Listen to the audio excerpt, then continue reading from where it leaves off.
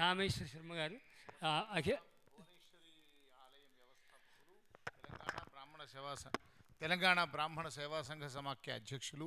ఇక్కడ భువనేశ్వరి దేవాలయం అని ఒక అద్భుత ఆలయాన్ని నిర్మించి మొన్ననే ఒక సహస్రచండి యాగాన్ని కూడా నిర్వహించిన మోత్కూరు రామేశ్వరరావు గారు, శతచండి బయట భవిష్యత్తులో సహస్రచండి కూడా చేస్తారు, నిర్వహించిన మోత్కూరు రామేశ్వరరావు వారి ధర్మపత్ని భద్రకాళి దేవాలయంలో ధర్మకర్త కూడా. వారిని త్వరగా పని ఉందన్నారు, వేరే కార్యక్రమం మాట్లాడాడు. సభాయ నమః, శ్రీ గురుభ్యో నమః. మొదటగా వాస్తవంగా మా నరసింహమూర్తి గారు ఈ కార్యక్రమాన్ని నిర్వహిస్తున్నారంటే ఇది శాస్త్రుల వారి 3వ సభ నేను రావడం. ఎందుకంటే నిజామాబాద్ కానీ విద్వత్ సభ కానీ ఇక్కడ కానీ వాస్తవంగా నేను వచ్చింది ఏంటంటే మా సీతారామయ్య గారికి పురస్కారం, అట్నే వారి సభలో ఒక క్షణం ఉండి వారికి నమస్కారం చేసి పెద్దలందరికీ నమస్కారం చేద్దామని వచ్చాను. వాస్తవంగా భద్రకాళి దేవస్థానంలో శతచండీ యాగం నిర్వహణ జరుగుతుంది. ఇప్పుడు దాంట్లో మా శేష్ గారు నన్ను బయటి పనులకు పరిచారకునిగా ఉపయోగించుకున్నాడు. కాబట్టి మీరు అందరు పెద్ద మనసుతో నన్ను క్షమించండి, ఎందుకంటే ఈరోజు నేను ఈ వస్త్రంతో వచ్చాను. ఎందుకంటే అక్కడే ఉంటా అనుకున్నాను, ఒక క్షణం ఆగిపోదాం అనుకున్నాను.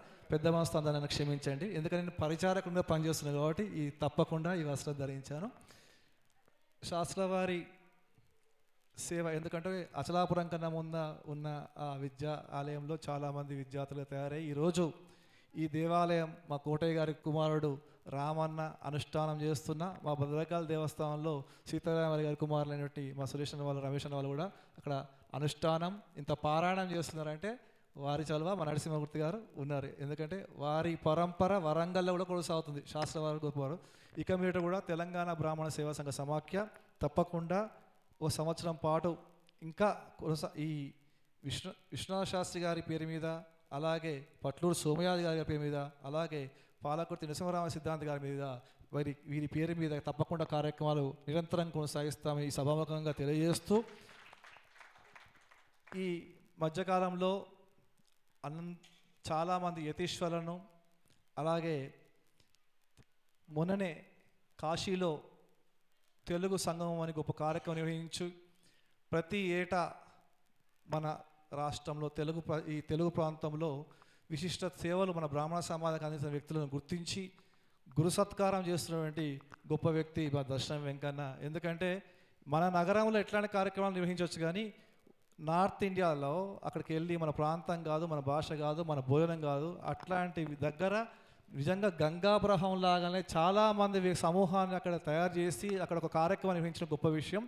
అలాగే ఈ నెల 27వ తారీఖు మాడుగు నాగఫణి శర్మ గారికి గురు సత్కారం చేస్తున్నారు. కాబట్టి ఈ సభా ప్రాంగణంలో ఆ కుటుంబ పక్షాన తెలంగాణ బ్రాహ్మణ సేవా సంఘ సమాఖ్య చైర్మన్ గారి పక్షాన ఆ కుటుంబం ద్వారా మీరు చేసే కార్యక్రమానికి మా తెలంగాణ బ్రాహ్మణ సేవా సంఘ సమాఖ్య తరపున ఇది మీకు అందజేసి వెళ్దామని వారికి అందరికి పెద్దలకు నమస్కారం చేసుకుని ఈ కార్యక్రమం ఇచ్చాను. కాబట్టి జగనన్నను వీరి సమక్షంలో మీరు ఈ చిన్న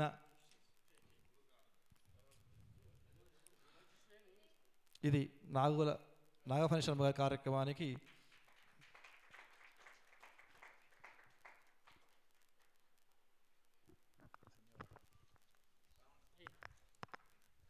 ఇంకో విషయం ఏంటంటే, నేను భువనేశ్వరి దేవాలయం నిర్మాణం చేసే సమయంలో ఆ ప్రాంతంలో ఆ స్థలం అనేది ఒక డిస్ప్యూట్, అంటే ఒక వేరే వారి సమక్షంలో దాని మీద బాగా ప్రాబ్లం ఉన్న సమయంలో పురాణ మహేశ్వర శర్మ ద్వారా మేము అక్కడ భాగవత సప్తాహం చేసుకుని వారి సప్తాహం నిర్వహించిన సంవత్సరం తర్వాత అక్కడ శతచండీ యాగం చేసుకొని వెంటనే 6 నెలల్లో భువనేశ్వరి దేవాలయం నిర్మించుకున్నాం.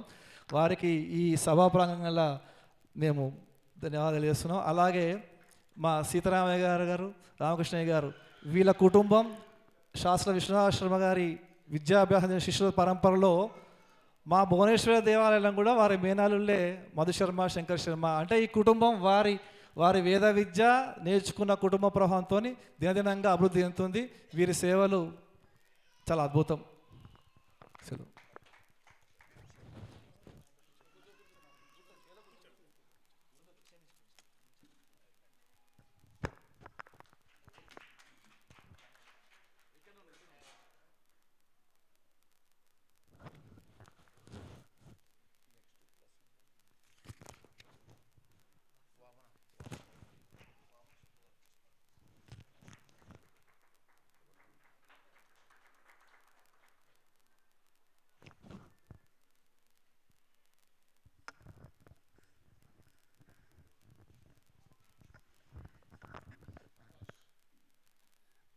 ఆసుల చంద్రశేఖర శర్మ.